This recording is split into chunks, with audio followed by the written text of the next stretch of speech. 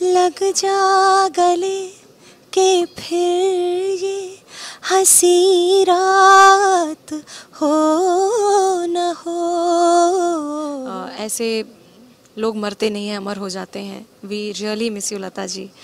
And हमें वहीं जहाँ भी हैं आप, वहाँ से हमें आशीर्वाद देते रहिए। शायद फिर इस जन्म में मुलाकात हो न हो।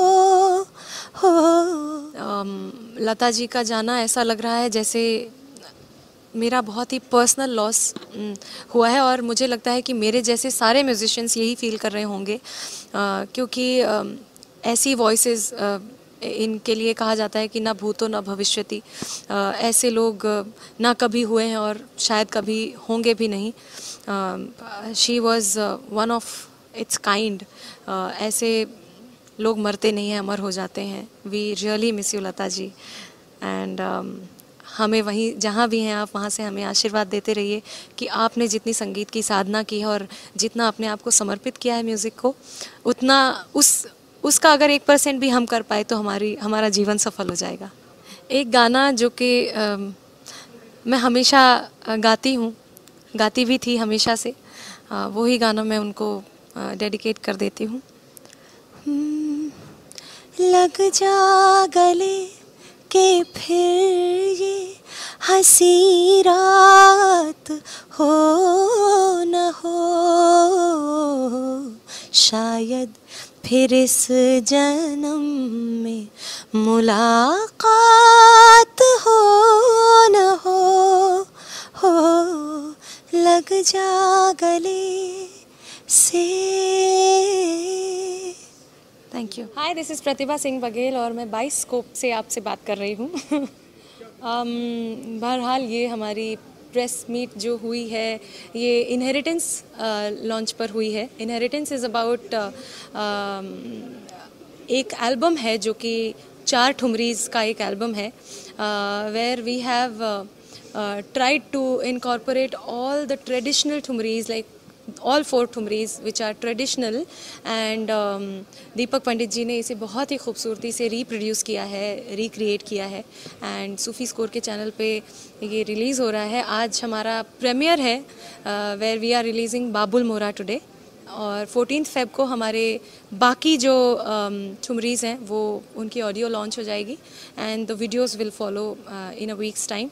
सो बहुत अच्छा लग रहा है, एक थोड़ी नर्वसनेस भी है, क्योंकि इंडियन क्लासिकल म्यूज़िक को हम लोग एक मॉडर्न अप्रोच के साथ में प्रेजेंट करने वाले हैं। सो होपिंग कि हमारा ये प्रयास सब लोगों को अच्छा लगेगा।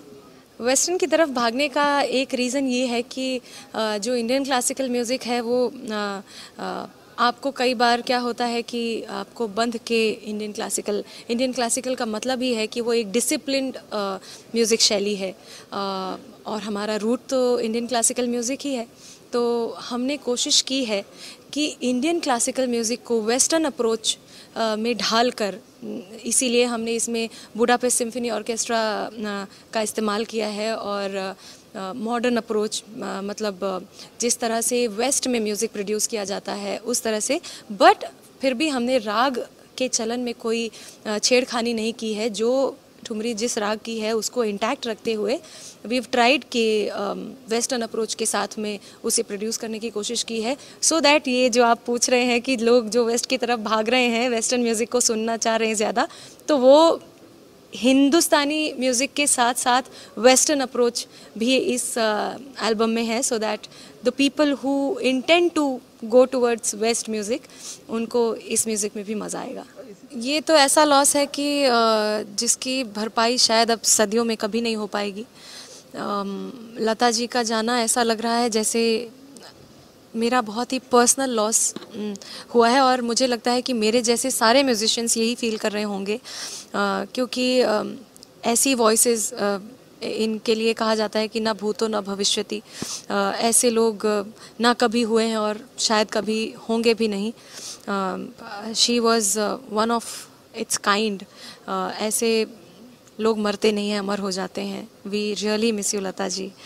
एंड हमें वहीं जहाँ भी हैं आप वहाँ से हमें आशीर्वाद देते रहिए कि आपने जितनी संगीत की साधना की है और जितना अपने आप को समर्पित किया है म्यूज़िक को, उतना उसका अगर 1% भी हम कर पाए तो हमारा जीवन सफल हो जाएगा।